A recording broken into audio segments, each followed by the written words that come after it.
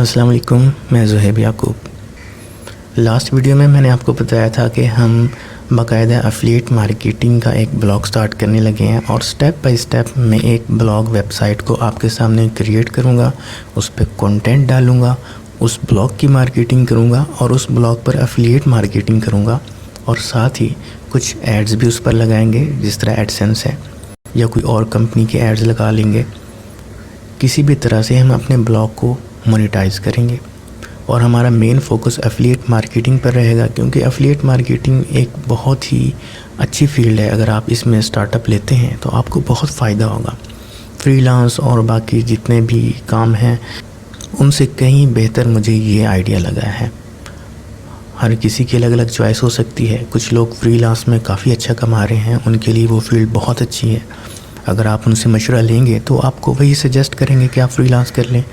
लेकिन जिस फील्ड में मैंने बहुत अच्छा रिज़ल्ट देखा है वो एफिलिएट मार्केटिंग है, इसलिए मैं एफिलिएट का एक ब्लॉग बनाना चाह रहा हूँ और वो भी आपके सामने बनाना चाह रहा हूँ, ताकि आप भी मेरे साथ साथ बिल्कुल यही स्टेप्स फॉलो करें और अपना एक ब्लॉग क्रिएट करें, उस पर एफिलिएट मार्केटिंग करें। आपको ब्लॉगिंग भी आएगी, आपको एफिलिएट मार्केटिंग भी आ जाएगी और आपकी अर्निंग भी स्टार्ट हो जाएगी।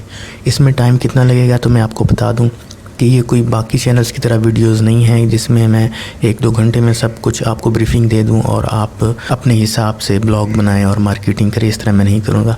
मैं ख़ुद ब्लॉग क्रिएट कर रहा हूँ, तो इस पर जितना टाइम लगेगा आपके सामने लगेगा और डेफिनेटली 1-2 दिन की बात तो है नहीं। आप भी आज ही से स्टार्ट कर लें तो इस पे तकरीबन 2-2.5 महीने 3 महीने तो लगेंगे जब आपकी अर्निंग स्टार्ट हो जाएगी।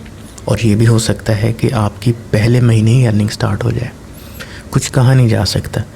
ये डिपेंड करता है आपने किस तरह की ब्लॉगिंग की है, किस तरह की आपकी नीश है, आपकी ब्लॉगिंग स्किल कितनी अच्छी जा रही है। इन सब चीज़ों पे डिपेंड करता है। आपके ब्लॉग को रीड करने वाले कितने लोग हैं, आपकी मार्केटिंग स्किल कैसी है कि आपने विजिटर्स को अपने ब्लॉग पर बुलाया है और वो आपके ब्लॉग पर आपकी पोस्ट को रीड कर रहे हैं और आपके दिए हुए एफिलिएट लिंक से कुछ परचेज़ कर रहे हैं। तो उस पर डिपेंड करता है कि आपकी अर्निंग कब और कितनी होगी। ब्लॉग बेसिकली एक वेबसाइट ही होती है। हम ब्लॉग एक ऐसी वेबसाइट होती है जहाँ पे कंटेंट आप रेगुलरली अपडेट करते रहते हैं। कंटेंट अपडेट करेंगे तो आपके पास विजिटर बढ़ेंगे। अगर आप रेगुलर कंटेंट अपडेट नहीं करेंगे, विजिटर्स नहीं आएंगे, आप एफिलिएट मार्केटिंग नहीं कर पाएंगे। एफिलिएट मार्केटिंग करनी है तो आपको ब्लॉग बनाना पड़ेगा और ब्लॉग पर आपके विजिटर्स होने चाहिए और उन विजिटर्स को आप अच्छे से अच्छा कंटेंट दें। कंटेंट आप वो रखें जिसमें आपका शौक़ है, आपका पैशन है, जो आपको फील्ड अच्छी लगती है, जिसमें आपका कुछ एक्सपीरियंस भी है। आप उसके अकॉर्डिंग लिखना स्टार्ट कर दें। नीश कैसे सिलेक्ट करते हैं और ब्लॉग की कितनी टाइप्स हैं, ये हम नेक्स्ट वीडियो में देख लेंगे। अब ब्लॉग या वेबसाइट को क्रिएट कैसे किया जाता है, जो लोग बिल्कुल नए हैं उन्हें मैं थोड़ी सी चीज़ और बता दूं कि अगर एक वेबसाइट आप क्रिएट करने लगे हैं, ब्लॉग या वेबसाइट एक ही चीज़ समझें, तो आपको 2 चीज़ों की ज़रूरत पड़ेगी। एक डोमेन नेम, एक होस्टिंग। डोमेन और होस्टिंग क्या होता है, एक मिसाल के तौर पर ये डोमेन नेम है zohibyaqub.com। ये मेरा डोमेन नेम है। डोमेन एड्रेस होता है आपकी वेबसाइट या आपके ब्लॉग का। और ये जो स्क्रीन पर आपको सारा कंटेंट नज़र आ रहा है, ये जो पेज नज़र आ रहा है, ये जो इमेजेस नज़र आ रही हैं, ये जो टेक्स्ट नज़र आ रहा है, ये तमाम जो डाटा है ये जहाँ पर स्टोर होता है उसे हम होस्टिंग कहते हैं। हमारा डोमेन हमारी होस्टिंग के साथ कनेक्टेड होता है। जो कंपनी आपको होस्टिंग प्रोवाइड करती है वही कंपनी आपको डोमेन भी प्रोवाइड कर देती है। मोस्टली ऐसा ही होता है और ज़्यादातर कंपनीज़, बल्कि मैंने ये देखा है, मैं जहाँ भी होस्टिंग सर्च करता हूँ वहाँ पर आपको होस्टिंग प्लान के साथ डोमेन फ्री दिया जाता है। कुछ लोग सोचते होंगे कि हम अपने घर के कंप्यूटर पे वेबसाइट रख दें और फाइल्स रख दें और वहाँ से उसको होस्ट करें, तो ऐसा मुमकिन नहीं होता, क्योंकि हज़ारों लोगों ने एक वेबसाइट को सर्च करना होता है। और ये जो होस्टिंग कंपनीज़ हैं, इनके जो सर्वर्स हैं उनकी स्पीड बहुत हाई होती है, उनका इंटरनेट कनेक्शन बहुत हाई होता है जो 24 घंटे चलता रहता है। और इसके अलावा भी काफ़ी सारे फैक्टर्स हैं कि आप अपने घर से वेबसाइट को होस्ट नहीं कर पाएंगे, आपको होस्टिंग परचेज़ करनी पड़ेगी। लेकिन ये ज़रूरी नहीं है कि हम अपने ब्लॉग के लिए होस्टिंग को परचेज़ करें, हमें फ्री ऑप्शंस भी मिल जाते हैं। फ़िलहाल मैं आपको डोमेन और होस्टिंग का बताना चाह रहा था। .com से पहले डॉट के पीछे जो ज़ुहैब याकूब लिखा है, सिर्फ यहाँ तक जो है ये मेरा डोमेन है जो मुझे परचेज़ करना पड़ता है। और परचेज़ ऐसे होता है कि इसकी 1 साल की कीमत होती है, साल का रेंट होता है, हर साल इसकी पेमेंट करनी पड़ती है। आप चाहें तो 2 साल 5 साल के लिए इसको एक बार ही रेंट पे ले सकते हैं और उस अरसे के बाद दोबारा इसको रिन्यू कर सकते हैं। और zuhaibyacoub.com से पीछे अगर मैंने files.zuhaibyacoub.com बनाया तो मेरा एक सब डोमेन है, यानी डोमेन का एक सब डोमेन। सब डोमेन आपको परचेज़ नहीं करना पड़ता, ये बिल्कुल फ्री मिलता है और आपके डोमेन के साथ होता है। ये अगर आपका डोमेन रजिस्टर्ड है तो आप अपने डोमेन के साथ 200-300 जितने भी सब डोमेन रखना चाहें रख सकते हैं। हाँ, डोमेन प्रोवाइडर आपको एक लिमिट दे सकता है कि आप 500 से ज़्यादा सब डोमेन नहीं बना सकते या आप 200 से ज़्यादा नहीं बना सकते, ये उनकी लिमिट पे मुनहसर है। मोस्टली 250 से 500 के दरमियान होते हैं। लेकिन सब डोमेन का मशवरा मैं आपको नहीं दूंगा कि आप कहीं से सब डोमेन लें, क्योंकि अगर मेन डोमेन पे कोई इशू चल रहा है, वो ब्लैक लिस्ट हो चुका है या वो डिलीट हो जाए, उसका ओनर उसको छोड़ दे, सेल कर दे और नया ओनर जो सब डोमेन्स हैं उनको डिलीट कर दे, तो आपका काम ज़ाया हो जाएगा, आपकी ऑनरशिप नहीं होती इस पर। हाँ, अगर डोमेन आपका अपना है और सब डोमेन आपने ख़ुद बनाया है फिर तो ठीक है। अगर डोमेन किसी और का है और सब डोमेन आप उससे परचेज़ कर रहे हैं तो फिर आप रिस्क पर हैं। आपने सुना होगा गूगल एडसेंस के बारे में कि एडसेंस वेबसाइट्स पर लगा के आप अर्निंग कर सकते हैं। तो एडसेंस की भी एक पॉलिसी होती है, उसके अकॉर्डिंग अगर आपने चलना है तो जब आपके पास ओरिजिनल डोमेन होगा तभी आप सही तरीके से उसके साथ चल पाएंगे, वरना आपके लिए काफ़ी रिस्क हो जाएगा। हाँ, सब डोमेन गूगल ख़ुद भी कुछ प्रोवाइड करता है, उस पर हम बात करेंगे। अगर आप वो सब डोमेन लेंगे तो आपको कोई इशू नहीं होगा, बल्कि आपका जो ब्लॉग है वो बहुत अच्छे से मोनेटाइज हो जाएगा और आपको कोई भी इशू नहीं होगा। फ़िलहाल मैं आपको डोमेन, सब डोमेन और होस्टिंग के बारे में बता रहा था। मज़ीद अगर आप ख़ुद से रिसर्च कर लें तो ज़्यादा बेहतर होगा। यहाँ पर आप गूगल में लिखें डोमेन वर्सेस सब डोमेन, यहाँ पर आप इमेजेस पर जाएं तो ये आपको एक मॉडल नज़र आ रहा है। आपको रिसर्च करना भी आना चाहिए, गूगल पे सर्च करके आप काफ़ी चीज़ें ख़ुद भी जान सकते हैं। और मैं आपको सजेस्ट करूँगा कि आपको इंग्लिश आनी चाहिए, और इंग्लिश अगर आपको सही तरीके से नहीं आती तो आप इसको इम्प्रूव करें। आप इस इमेज को देख लें, इमेज काफ़ी छोटी है, हम ये खोल लेते हैं। हाँ, ये सही है। आप इस इमेज को देख लें। HTTPS और HTTP ये 2 चीज़ें होती हैं। HTTPS बेस्ट होता है क्योंकि ये काफ़ी सिक्योर होता है और इस पर लोग ट्रस्ट ज़्यादा करते हैं। हम HTTPS ही लेंगे, HTTP नहीं रखेंगे। मज़ीद डेप्थ में नहीं जाएंगे, डिटेल में नहीं जाएंगे। example.com यहाँ पर एक डोमेन नेम है। .com, .net, .pk ये तमाम डोमेन्स होते हैं। .com को हम टॉप लेवल डोमेन कहते हैं, .net, .pk ये टॉप लेवल है, और एक डॉट से पीछे ये जो एग्जाम्पल लिखा है ये मिला के ये टोटल एक डोमेन बनता है। और इससे पीछे एक डॉट आपको नज़र आ रहा होगा एग्जाम्पल से पीछे, इससे पीछे अगर कुछ लिखा जाएगा तो वो सब डोमेन होगा। जैसे blog.example.com, यहाँ पे जो ब्लॉग है ये इस example.com का सब डोमेन है। और .com या टॉप लेवल डोमेन जहाँ पे ख़त्म हो रहा है, इससे आगे ये सब फोल्डर होते हैं, एक डोमेन के सब फोल्डर। जैसे आपके कंप्यूटर में एक मेन फोल्डर है example.com, उसके अंदर आपने कुछ और फोल्डर्स बनाए हैं तो वो सब फोल्डर हो गए। ये डोमेन नेम आपको कहाँ से मिलेगा? वेबसाइट्स होती हैं जो आपको प्रोवाइड करती हैं, रजिस्ट्रार कहते हैं उन्हें। मैंने जहाँ से परचेज़ किया वो GoDaddy है। वहाँ की होस्टिंग अच्छी नहीं है क्योंकि मैंने ख़ुद यूज़ किया, मुझे बिल्कुल पसंद नहीं है। उनकी होस्टिंग बहुत स्लो है। उनके वर्डप्रेस की होस्टिंग या उनकी शेयर्ड होस्टिंग, इस पर हम बात करेंगे इनमें क्या फ़र्क है। उनकी कोई भी होस्टिंग जो मैंने यूज़ किया वो बिल्कुल मुझे पसंद नहीं आई। हाँ, उनका डोमेन काफ़ी सस्ता है और डोमेन आप वहाँ से ले लें। अगर आपने होस्टिंग लेनी है तो कहीं और से ले लें, लेकिन मैं आपको सजेस्ट करूँगा कि मैं बिल्कुल एक फ़्री तरीके से ब्लॉग बनाऊँगा। सिर्फ डोमेन परचेज़ करना है आपने। अगर आप वो भी नहीं करेंगे तो भी आपका गुजारा हो जाएगा। आप सिर्फ फॉलो करते जाएँ और देखते जाएँ। डोमेन अगर आप लेना चाहें, जो आपको लेना तो पड़ेगा एक ना एक दिन। अगर आप अभी फ्री सब डोमेन भी यूज़ कर लेते हैं तो कल को आपको डोमेन लेना पड़ेगा, क्योंकि ये बहुत अहम चीज़ होती है। डोमेन मैं GoDaddy से लेता हूँ। GoDaddy ये वेबसाइट है उनकी, यहाँ से मैं डोमेन परचेज़ कर लेता हूँ जब भी मुझे करना होता है, मुझे सस्ता मिल जाता है और इनका तरीक़ाकार काफ़ी इजी है। हाँ, यहाँ से होस्टिंग मैं आपको बिल्कुल सजेस्ट नहीं करूँगा, ये प्लान्स इनके हैं होस्टिंग के, लेकिन मैं होस्टिंग नहीं लेता इनकी। अच्छा, डोमेन कुछ सस्ते भी होते हैं, कुछ महंगे भी होते हैं। जो .com डोमेन है, यहाँ पे ये 999 रुपये की इनकी सेल समझ लें।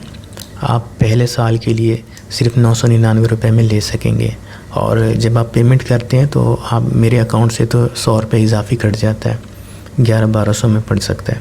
और साल के बाद यही डोमेन आपको आई थिंक 3300-3400 का पड़ेगा पाकिस्तानी रुपीज़ में। और कुछ डोमेन हैं जो बहुत सस्ते हैं, आपको 300-400 में 500 तक भी मिल जाएंगे, लेकिन वो .com नहीं होंगे। जिस तरह .xyz ये लिखा है, इसकी प्राइस 477 रुपये है। इस तरह .online है। तो काफ़ी सारे ऐसे डोमेन्स हैं जो आपको सस्ते मिलते हैं, लेकिन उनकी इतनी ज़्यादा वैल्यू नहीं होती। लोग .com पे ज़्यादा ट्रस्ट करते हैं, उसी पे ज़्यादा जाते हैं। अगर आप भी .pk या .xyz कुछ भी लेना चाह रहे हैं तो आप .com पे आ जाएं, थोड़ा सा खर्चे कर लें अगर डोमेन लेना ही है तो, क्योंकि आपने अगर परमानेंट काम करना है तो एक अच्छा डोमेन आपके पास होना चाहिए। आप यहाँ पर डोमेन को सर्च कर सकते हैं, जैसे ABC कुछ भी लिख के यहाँ पे आप सर्च करें, ये इसको ढूंढ रहा है और यहाँ पर इसने ये डोमेन्स मुझे सजेस्ट किए हैं कि ये डोमेन्स अवेलेबल हैं। ये .com में पड़ा हुआ है, 2349 रुपये पर ईयर इसकी प्राइस है। मैंने ऑलरेडी इनकी जो सस्ती ऑफ़र थी डोमेन की परचेज़ कर ली थी, शायद इसलिए मेरे पास ज़्यादा प्राइस आ रही है। आपके पास 999 रुपये ही रहेगी। हाँ, कुछ डोमेन्स महंगे होते हैं क्योंकि कुछ प्रीमियम डोमेन्स होते हैं जिनकी वैल्यू बहुत ज़्यादा होती है। जिस तरह आप अपने वर्ड में एक फेसबुक के साथ S लगा के .com लिखते हैं तो आपको वो नहीं मिलेगा इस तरह का डोमेन। ये ऑलरेडी या तो रजिस्टर्ड हो चुके होंगे। अगर इस तरह का कोई डोमेन पड़ा भी है तो ऐसे डोमेन बहुत महंगे होते हैं। आप कोई सिंपल सा नाम रख लें, सादा सा नाम रख लें जिसकी प्राइस भी आप अफोर्ड कर सकें। जब आपको डोमेन मिल जाए, यहाँ पर ये डोमेन है, इसके आगे .co लिखा है, यहाँ पे .com है, तो हमें .com में चाहिए तो हम यहाँ पे जाएंगे। इसके बाद कंटिन्यू टू कार्ट। यहाँ पर जितनी भी बाकी इनके सर्विसेज हैं वो आप कैंसिल कर दें, वरना आपको इजाफी चार्जेस पड़ते रहेंगे। यहाँ पे नो डोमेन प्रोटेक्शन पे चले जाएं, क्योंकि इसके चार्जेस हैं जो इसने सिलेक्ट करके रखा है। इजाफी सर्विसेज ये आपको प्रोवाइड करना चाहते हैं, आप ना लें, आप सिर्फ एक डोमेन इनसे ले लें जिसकी प्राइस जितनी आपको पहले शो हो रही थी बस वही होनी चाहिए। इजाफी ये प्राइसेस आपने पे नहीं करनी। कंटिन्यू टू कार्ट कर दें। यहाँ पर आपको 15,795 रुपये नज़र आ रहे हैं, क्योंकि ये 5 साल के लिए सिलेक्ट हुआ है। आप इसको 1 साल के लिए कर लें। अब इसकी प्राइस कम हो गई है, आपके पास गालिबन 999 ही आएगी, क्योंकि आपने फ़र्स्ट टाइम परचेज़ करना है तो आपको ऑफ़र मिल जाएगी और मैंने ऑलरेडी वो ऑफ़र वगैरह ली हुई है, तो इसलिए मुझे ज़्यादा प्राइस आ रही है। या हो सकता है इस डोमेन की प्राइस ज़्यादा हो, आप कुछ और सिलेक्ट कर लें, इस ABC 000 के अलावा कुछ और नाम सेलेक्ट कर लें जो आपने करना है, हो सकता है उसकी प्राइस वैल्यू कम हो। इसके बाद आप यहाँ पर जाएँ रेडी टू पे और यहाँ पर अपना कार्ड और उसका नंबर वगैरह एंटर करें। मिसाल के तौर पे मैं कुछ भी 300 का डाल देता हूँ। आपने अपने कार्ड के हिसाब से डालना है, क्योंकि यहाँ पे ये कार्ड एक्सेप्ट करते हैं, आपने पेमेंट कार्ड के ज़रिए करनी है। आप रिव्यू ऑर्डर पे जाएंगे और यहाँ से कंप्लीट परचेज़ कर लेंगे। आपके अकाउंट में से पैसे कट जाएंगे और डोमेन आपके नाम पे रजिस्टर्ड हो जाएगा। जितने साल के लिए आपने रजिस्टर किया है उतने साल के लिए आपके नाम पे हो जाएगा। मैंने डोमेन परचेज़ कर लिया है तो हम अपने डोमेन्स पर जाते हैं। इनके होम पेज पे पहले जाऊंगा और यहाँ से अपने जहाँ पे मेरा नाम लिखा है, आईडी लिखी है, यहाँ से आके मैं माई प्रोडक्ट्स पे जाता हूँ। यहाँ पर जितनी सर्विसेज मैंने परचेज़ की हैं वो सारी यहाँ पर मौजूद हैं। डोमेन, होस्टिंग, जो कुछ मैंने लिया है, जो कैंसिल हो चुका है वो तो यहाँ पे आई थिंक नहीं आएगा। होस्टिंग इस वक्त मेरी नहीं है, कैंसिल हो चुकी थी। ईमेल आईडी मैंने परचेज़ की है इनसे। इनमें एक डोमेन है जो बिल्कुल आप खाली समझ लें, उस पर कोई काम मैंने नहीं किया, मैं उसे यूज़ करूँगा अपने ब्लॉग के लिए। zohabyakub.com तो ऑलरेडी चल रहा है मेरी वेबसाइट पे। यहाँ पर एक trip.com पड़ा है, ये बिल्कुल किसी इस्तेमाल में नहीं है, मैंने टेस्ट के तौर पे इसे रखा हुआ है। हम इसी पे ब्लॉग बनाएंगे। ये तो था डोमेन का सिस्टम। हम ब्लू होस्ट पे चले जाते हैं। मैं आपको थोड़ा सा एक चीज़ दिखाता हूँ। ब्लू होस्ट एक वेबसाइट है जो आपको होस्टिंग और डोमेन सब कुछ प्रोवाइड करती है। इनकी स्पीड बहुत अच्छी है। यहाँ पर हम होस्टिंग पे क्लिक कर लेते हैं और नीचे कुछ चीज़ें हैं जो मैं आपको दिखाना चाहता हूँ। ये चीज़, हमने होस्टिंग परचेज़ नहीं करनी, हमने काम फ्री से स्टार्ट करना है, लेकिन होस्टिंग भी आपको लेनी पड़ेगी एक ना एक दिन, जिस तरह डोमेन आपको कभी ना कभी लेना पड़ेगा। तो उसके लिए मैं आपको पहले थोड़ा सा ही गाइड करना ज़रूरी समझ रहा हूँ। होस्टिंग मुख्तलिफ़ किस्म की आपको मिलेगी। होस्टिंग आप ऐसे समझ लें कि आपने अपनी फ़ाइल्स को अगर होस्ट करवाना है तो उसके 3 ऑप्शन यहाँ पे मौजूद हैं। एक तो आप वर्चुअली कोई भी कंप्यूटर रेंट पे ले लें। एक सिंपल सा मैं आपको मिसाल दे रहा हूँ, उसे हम कह देंगे डेडिकेटेड, ये वाला ऑप्शन, जो बहुत महंगा होता है क्योंकि एक पूरा कंप्यूटर माहाना रेंट पे आपको मिल रहा है, जो कि एक हाई स्पीड इंटरनेट से कनेक्टेड है, जिसमें रैम भी यूज़ हो रही है, जिसमें स्टोरेज डिवाइसेस भी यूज़ हो रही हैं और बाकी सारे रिसोर्सेज भी उसमें मौजूद हैं। तो उसका जो माहाना रेंट है वो काफ़ी ज़्यादा होता है। इनकी स्पीड बहुत अच्छी होती है। अगर आप अपनी वेबसाइट को होस्ट करते हैं तो आपकी वेबसाइट बहुत अच्छे तरीके से चलती है। इनकी स्पीड बहुत तेज़ होती है। दूसरे नंबर पर होता है VPS। अब VPS आपको सिंपल सा मैं बता रहा हूँ कि एक डेडिकेटेड सर्वर में मिसाल के तौर पे 16 GB रैम है। आप कहते हैं कि 4 लोगों में डिवाइड कर देता हूँ, 4 GB 4 लोग यूज़ करें। एक फर्स्ट पर्सन 4 GB यूज़ करे, सेकंड 4, थर्ड भी 4, फोर्थ भी 4 GB यूज़ करें। तो उनमें आपने वर्चुअली उनको डिवाइड कर दिया। कंप्यूटर एक ही है जिसे आप डेडिकेटेड तस्वुर कर लें, उसके आपने 4 हिस्से कर दिए जो 4 लोगों में डिवाइड हो गए। तो वो है वर्चुअल प्राइवेट सर्वर यानी VPS। सबसे ज़्यादा प्राइस डेडिकेटेड की होती है, उससे कम VPS की और उससे कम शेयर्ड होस्टिंग की। शेयर्ड होस्टिंग नाम से पता चल रहा है कि शेयर्ड है, काफ़ी सारे लोग एक ही सिस्टम को यूज़ कर रहे हो तो उसकी स्पीड भी आप देख लें काफ़ी स्लो हो जाएगी। ये शेयर्ड होता है यानी कि एक ही सिस्टम आप तस्वुर कर लें, उस पर कई सारे लोगों की वेबसाइट्स होंगी जो उसी एक पर काम कर रही होंगी, इसी एक पर होस्ट हो रही होंगी, एक ही स्टोरेज डिवाइस पे चल रही होंगी, एक ही रैम सब में डिवाइड हो रही होगी, डिवाइड भी इस तरह के सब उसको यूज़ कर रहे होंगे। तो सबसे चीप और सस्ता ऑप्शन जो है वो शेयर्ड होस्टिंग का है। तो इसलिए मैं आपको कहता हूँ अगर आपने ब्लॉग बनाना है और आप चाहते हैं कि जब आपके विजिटर बढ़ें तो आपकी वेबसाइट की स्पीड स्लो ना हो, सही रहे, तो आप डेडिकेटेड को तो अभी परचेज़ नहीं करेंगे, ना ही कर पाएंगे, ज़्यादातर लोग नहीं कर पाएंगे। VPS का ऑप्शन भी काफ़ी महंगा है और होस्टिंग के भी आपको चार्जेस देने पड़ते हैं। इसके बाद भी जब आपके विजिटर्स बढ़ते हैं तो आपकी स्पीड स्लो हो जाती है। तो बेस्ट आइडिया यही है कि अगर हमने स्टार्टअप लेना है तो हम फ्री से ले लेते हैं, और फ्री भी वो नहीं कि जिसकी स्पीड बिल्कुल ही ज़ीरो हो, बल्कि गूगल आपको एक ब्लॉगर के नाम से एक सर्विस दे रहा है। हाँ, उसके कुछ फ़ीचर्स लिमिटेड होते हैं, आपको ज़्यादा फ़ीचर्स वहाँ पे ज़्यादा आज़ादी नहीं मिलती, लेकिन उनकी स्पीड बहुत अच्छी होती है। वो सिर्फ ब्लॉग्स के लिए डेडिकेटेड होते हैं। जैसे वर्डप्रेस भी एक होस्टिंग दे रहा है, फ्री की होस्टिंग भी दे रहा है, ऐसे ही ब्लॉगर आपको दे रहा है। तो हम फ्री के ऑप्शन से जाएंगे। ब्लॉग बनाने के लिए आपको वेबसाइट बनाने की लैंग्वेज आनी चाहिए, अगर नहीं आती तो फिर हम प्लेटफॉर्म चूज़ करते हैं। लैंग्वेज में HTML, CSS, जावास्क्रिप्ट जैसी लैंग्वेज हैं, और आपने ब्लॉग क्रिएट करना है तो आपको डेटाबेस, PHP, MySQL ये सब कुछ भी आपको समझना पड़ेगा। तो हम इतनी टेक्निकल चीज़ों में नहीं पड़ेंगे, हम प्लेटफॉर्म्स की तरफ जाएंगे। और इस वक्त 2 प्लेटफॉर्म जो मेरी नज़र में बहुत अच्छे हैं, उनमें से एक फ्री का है, बिल्कुल फ्री का है, और एक में आपको पैसे भरने पड़ते हैं। तो मैंने आपको पहले ही बता दिया है, हमने बिल्कुल फ्री स्टार्टअप लेना है, हमने कोई खर्चे नहीं करने। जब हमारा ब्लॉग किसी काबिल हो जाएगा कि हमें लगेगा कि इस पर कुछ खर्चा करना चाहिए, तब हम करेंगे, उससे पहले हम नहीं करेंगे। मैं तो कर सकता हूँ, लेकिन क्योंकि मैंने आपको सिखाना है स्टेप बाय स्टेप, इसलिए मैं आपको बिल्कुल फ्री से स्टार्टअप लेके दूँगा।